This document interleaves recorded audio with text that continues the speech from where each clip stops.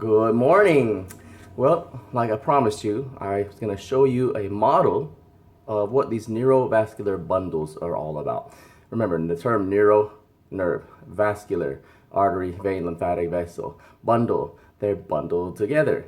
And guess what? Just like wires travel through a house and have to penetrate walls to get to the other rooms, these neurovascular bundles penetrate various sheets of that deeper fascia we talked about this morning to get to your arms, legs, pass from the torso into the lower extremity, through the underarm into the arm, etc.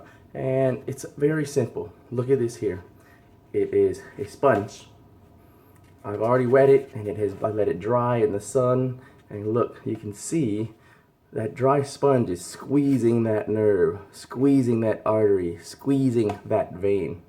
And when this stuff dries around all these vessels in our body, guess what? That's when you have the neuropathy, the numbness, the tingling, the weakness, the idiopathic pain.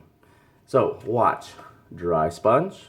I'm just gonna dip this in some water, wring out the water, and you'll see the compression around these neurovascular bundles will slowly and gently release itself.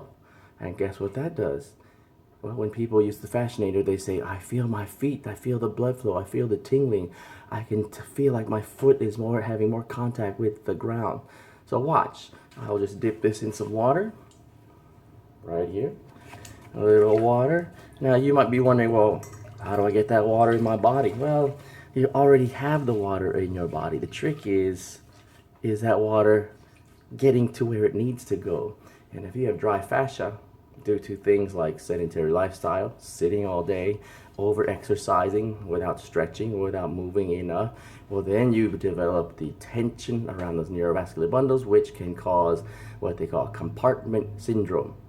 So for example, the lower leg, the front of the lower leg, that's the anterior compartment. Well, anterior compartment syndrome is when those vessels trying to get to that lower leg are compromised, and then you don't have circulation, you don't have the feeling, and the doctors sometimes they just want to cut that piece of fascia to save your leg. And yeah, maybe I need to do that, or maybe I should be rolling it out.